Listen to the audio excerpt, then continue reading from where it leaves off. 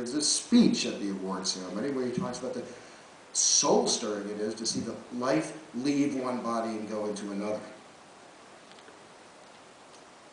Now, I submit that China is a surveillance state. My first book was about that. But not everybody gets watched, or not that careful. Party members get watched. The military gets watched. The military hospitals get watched.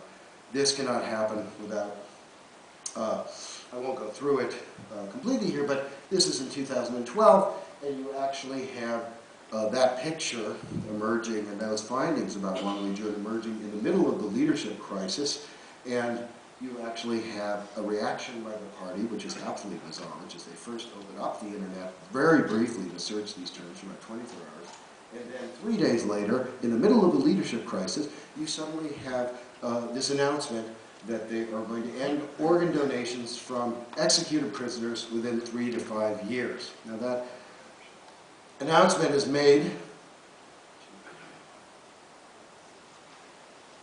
by Wang Lijun.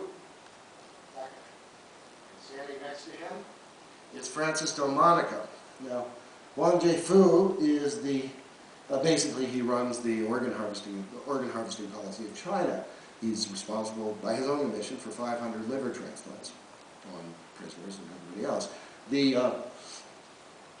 liver extractions, I should say. And then standing next to him is Francis Delmonico, who is the head of the Transplantation Society. I think he just left that position. They were celebrating the fact that China that Wang Lijun had announced that they were going to get the quota in early. They were going to end all organ harvesting of prisoners by June this year. That never happened. It's like the Tokyo Olympics, it just disappeared. And in fact, of all the pictures I have, this is the only one that was banned from my book. It was not allowed in, and the publisher was nervous about putting it in because we thought we could get sued, perhaps by Francis Delmonico. Now these are supposed to be the allies of people like me and David, okay?